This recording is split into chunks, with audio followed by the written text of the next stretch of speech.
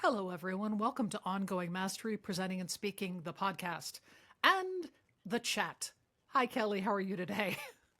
I am well, Kirsten. How are you? Good. Hanging in, hanging in. So today we are talking about conference travel, yeah? Yeah, I want to hear about learning solutions. You were just in Orlando.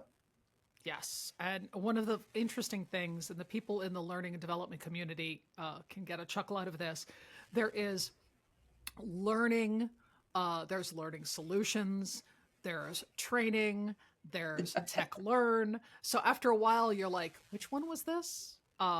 So yeah, Learn tech dev solutions. yeah, that's it. Learn tech. Yes, that's the one I need to go to next. So it was a lot of fun.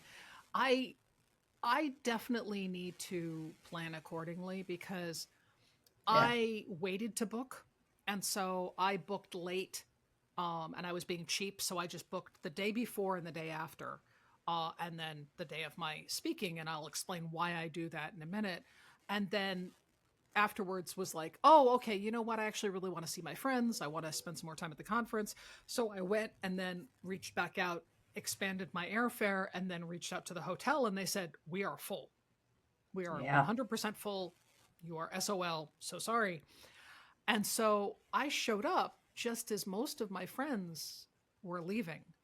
And so I got to No. have a wonderful dinner with two people, and it was great. It was an amazing, oh my god, an amazing meal. But it was also like, oh, okay. But here's, finding the silver lining in every cloud.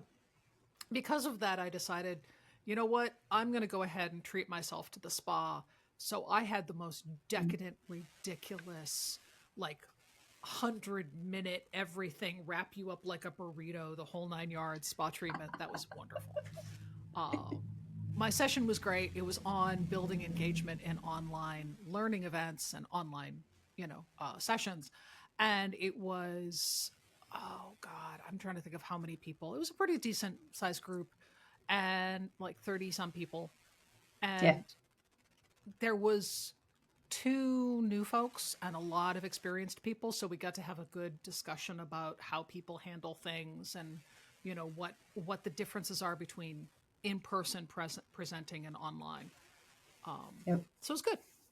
It was good. And it sounds like you had good engagement for an 8 o'clock, or was it 8:30 Eight session? thirty in the morning. Yeah. Yeah. So people who've seen me present will not be surprised by this, but those of you who haven't, I always put on music and I always dance around and act like an idiot before I present because I want people to come in and see what exactly the experience is going to be. So there I am. It's 7:30 in the morning. I'm down getting set up and I'm like, "Oh god. Okay." So I'm going to put on my music and I started blasting it and realized there were still some sessions going like right across the hall, so I turned my music off and waited until like 8:15 and then cranked it up and I'm dancing around being a complete goofball. And people are like, okay, all right, so this is what it is. I'm like, yes, it is. Welcome, everybody. And doing just the over the topness of it all because I need to be showing people what they're going to get. And also, it's 8:30 in the morning. Come on, you got to have some energy. You got to have some passion. Otherwise, your attendees are going to be dying. Yeah. And I will recommend to all presenters and speakers, if you travel on the day of your speaking, you are begging for karma to just Yeah. whack you. Don't do it. Yeah. Travel the No. day before, come home the day after, or at least that evening. Like give yourself a break because it took me an extra 5 hours to come home, like it Yep. does. So, Yep. yeah. And how much time would you recommend, given, say, your example of speaking in a morning session early time slot? What would you recommend about arriving the day before? Can one get in on what amounts to the last flight of the day, grab a couple hours, and be good to go? Or Uh, what do you recommend for timing that arrival? Thank you. Yes, I have learned from experience that getting in any later than 7 p.m. is just begging for pain. Mm, Getting in at 8:30 and then getting to the hotel and all of that, something's going to go wrong. yeah. It's just, that's how it is. You're going to be late. You're going to be delayed. You're going to be exhausted. Something's going to frustrate you. That's going to be the one time where you have a karaoke band that is staying in the room next door and they're all drunk and very, very, exuberant. Um, Also coming back out, I travel the next day because I have learned from my husband, who travels every single, well, not every month, but practically every month. Like, he travels a Yeah. lot, that if I'm traveling home at 8 o'clock at night, I'm going to end up on a red eye. That's just how it is. Yeah. Something's going to go wrong. And sure enough, my flight was canceled in the morning. And then I was bumped to a flight 2 hours later. And then we got there and the plane landed, and the stewardess that I had seen on the way out and was chatting with, who is now a buddy of mine, because, like you do, you chat with people, came off the plane, and I saw her and I was like, "How is it?" She's like, "We're not taking that plane anywhere." Oh, And sure enough, it got pulled, and it's like, "Nope, that plane's going to get fixed." I'm like, "Okay." So that got thanks. bumped. Then it got bumped. Then it got bumped. So 5 hours later, Yeah. it was an experience. So just plan accordingly, everybody, because airline travel is now one of the circles of hell. It just is. I have a reason to add to that about arriving early enough in the evening, because if your baggage gets lost, you still have time to shop for an outfit to wear the next day. This happened to me heading to a conference. I was in Los Angeles without my stuff. I had toiletries in my carry-on, but I didn't have my conference outfit. And I had to buy top to bottom outfit, support, under things to go with, and choose the whole outfit. And luckily, I'd gotten in the afternoon, and so I had time to do that. But if I'd arrived at 10 or 11 p.m., and my session was at something like 9 the next day, I'd have been, well, presenting in comfortable airplane wear, but Mm-hmm. not academic appropriate. Yeah. I do not check a bag unless I am going anywhere for longer than a week. Like, if it's a week or Yeah. less, I am bringing a carry on, and the way I pack, I do the Granimals mix and match clothing thing. You know, hundreds of pairs Mm-hmm. of underwear and then mix and match clothing and a bunch of funky jewelry, and there we go. But I pack my suitcase and then a little backpack that just jams in there, and then that backpack and my purse goes into the backpack and my stuff goes on it, so that's my carry-on. And if they then say you can only have one bag, it goes Mm, into the suitcase. Like, gotcha. I do not want to check a bag at all, if at all possible, because your stuff can go missing. That's Yep. just what happens. And for the love of all things holy, in your purse or tote or whatever, have your medication. Have Yes. extra medication for at least a few days. Have Yep. at least something that you can wear to present in, like something.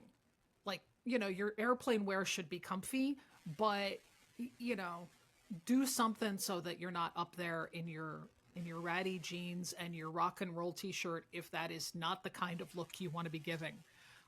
Personally, that would work for me, but I still, like I said, Garanimals mix and match wear.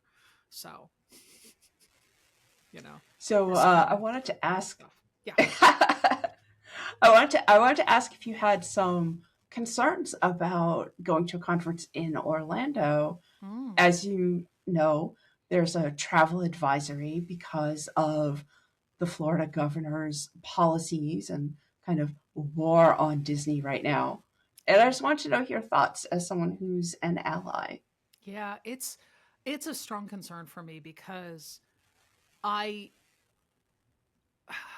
I worry about our friends and how unsafe it Yeah. is for them and how unsafe it is for their kids and their family. And right now Disney seems like, sort of the safe haven in all of Florida. And, Florida and Texas right now are very, very difficult places to go to conferences in if you're, you know, if you're not a straight person. Um, Yeah. and as an ally, I I get concerned about the fact that it's like, well, at what point are we going to stop going to these conferences because Yeah. it's just so dangerous for our friends and family? Because I have family that lives in Florida. I am not pissing all over the people of Florida. I am specifically pissing on the rules about Florida and the Yeah. fact that they are just ungodly insane. It's ridiculous. And it it's one of those things that as an ally, it's even more important that we Yeah. show up for the people who are in danger or at risk, because putting all the pressure on them to be the only ones saying, hey, this is not cool, is Yeah. completely unfair. We have the advantage of not being the ones in direct danger. So therefore, it's more important that we speak up. Yeah. That's my take. And leverage our memberships in organizations to say, stop booking conferences there, Mhm. stop supporting states whose policies are so damaging to so many of this organization's very members, much less the general public. Yeah. And sometimes conferences are booked and you can't get out of it in terms of the refund cost would be too much. But going forward, you can make plans. Hmm. At the conference, you can have dedicated sessions to address the topic. There are ways that organizations that have large scale meetings that are in places that are risky for people in the LGBTQ spectrum and other identities. Hmm. There are things organizations can and should be doing around their national conferences. Yeah. And it's really, it's really a matter of standing up for the people in your, in your tribe. If you're an organization, Yeah. like most of the learning and development conferences happen at one of the Disney or Disney related hotels. Um, it Mm-hmm. happened that the Hotel for Learning Solutions, Rosen something, was really one of the nicest hotels I've been in years. Like it was amazing. Nice. The staff was great. The rooms were great. The food was unbelievable. Like I'm used to Nice. conference food being kind of, you know, it's conference food. Disney does better than most, but this Excellent. was insanely wonderful.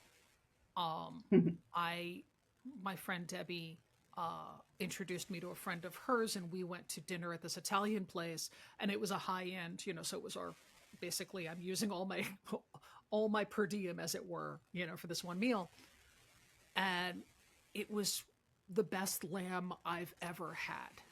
Ooh, Like nice. I could have picked up the bone and shaken it, and the lamb would have fallen off. It was amazing. It was just so good. And I'm right now eating the whole 30, so I have to be super careful because I can't have all Yeah. the fun things I normally eat because I'm trying to lose weight and be more healthy. So I was prepared to suffer. Nope. No, it was wonderful. It was amazing. Excellent. So really good Well, time. and it's great to be able to support Disney, right, by way of conference attendance and have that be a wonderful experience. Mm. But in a way, it's also a shame that there's this sort of oasis Yeah. that is this, stark contrast to the rest of the environment that it's in. Yeah, it's one of those things where I'm now trying to be more mindful of, especially in the places that are, you know, legally risky for our friends and allies. Yeah. Um, I'm trying to be more aware to see if there's, things where I can help out because honestly, I've got the privilege and that with that comes a responsibility, of Yep. stepping up for the people who don't Absolutely. have it. So, yeah. Yeah, it's conferences are interesting. I would strongly encourage everybody to really think in terms of not only your planning in advance, how you're going to be there. Give yourself time. Like conferences can be really overwhelming, especially if Hmm. you're not used to them. So Yeah. make your plans and then do one less thing than what you planned, because otherwise you're going to be fried when you come home, and you're going to be coming home and jumping right back into work or whatever. So, Yeah. give yourself some grace. And I gotta say, if you get a chance to do the spa treatment thing, I could strongly recommend it. Being wrapped up like a human burrito was a hell of a lot of fun. Is that your takeaway for today's conversation? That, do the planning and then do one less, and if you can do the spa treatment human burrito, you should do that. Yes, definitely. Because I'm pretty. I mean, we're both pretty experienced hands at this. But when I did the National Speakers Association conference last year, I didn't Yeah. think in terms of, because it was my first time going to a conference in which almost everybody was speakers. Normally, there's 30 of Yeah. us, and there's hundreds or thousands of attendees. In this, all the attendees were speakers, and I didn't Yeah. factor the energy change that would be. I was exhausted by noon on the first day. Yeah. And luckily I had Danny with me, who works with us. And, I was kind of able to be like, I need to go back to the room. And she's like, yes, you do, Yeah. so it was great. But I had, Danny shepherding me via the internet, basically going, yes, you will do this, you will do that. And I'm like, thank you for giving me permission to be sane. But it was just, my God, Yeah. really factor in how draining it can be, especially if you're new to it. If you're a new speaker, you're already dealing with the fear of failure, the nerves, the wanting to make sure your message gets across, all of that, plus the tech that might go wrong, plus all the things. And then there's the conference itself. So, plan accordingly. It would be my message for this one. And my takeaway is related, that whatever your schedule is, whatever you've picked and decided, I'm going to go to this and go to that, also identify where's the coffee shop, Mm, or where's the short little walk where you're going to take your breaks, so that you don't spend half of the break trying to find it and then squander that downtime that you'd planned because you were planning ahead, but now you're scrambling to find the place, yeah. right? I find it so much easier when I know, okay, we've got a half hour break, and this particular place is the closest and everybody's going to go there. So there's going to be a huge line. So I'm going to go one block away to that other place and not spend the entire break in line. Mm, So yeah. do yourself that favor, do a little advanced scouting so that you can use your planned time to relax, to actually relax. Yeah. And if you're a speaker, you might have a speaker room. Not every conference does, but like Training Magazine, the last conference I went to for them, they had a dedicated speaker room with the coffee and the Nice. tea and all the things. And if they have that, make a point of telling them how grateful you are for it, because not every conference does that. And it is so nice to have just this little cave that you can go to, because when you're a speaker, every moment that you're on the floor, when you're not in your hotel room, you're on duty. Like, Yeah. you're on stage, you're on duty, and you're yourself, but you are still representing the conference, you're representing your business, you are on. Yep. So you got to be able to unplug and have a moment where you essentially, like, undo the jeans and kind of go, kind of, in the corner, and where nobody can see you, because it's just, that's how it is. Um, you don't find these comfortable. I do. So I will say that footwear is super important. I Mm. use Fuego dance sneakers, but Kelly tried them on and they didn't have any arch support, so they didn't work for her. So Yeah, find the shoes that work for you. But Fuego absolutely. dance sneakers are my conference shoes, because I'm on my feet and I am bouncing around and being a goofball, and I have to be comfortable. So make sure you plan your shoes. Definitely. So I think that's a I think lot of that's good good. tips. Yeah.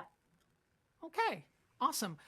Please, everybody, in the socials, on YouTube, in all the things, leave a comment. Tell us your experience. What is your best go-to conference story? What is your worst go-to conference story? If you got tips and tricks for people, I will throw one more at the wall. If I can bring my little, there it is.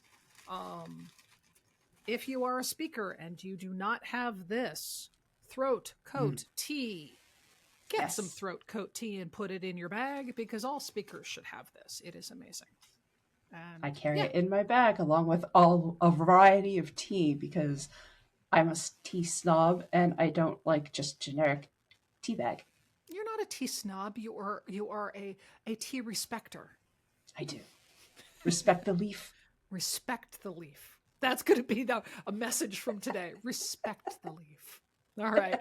Fantastic.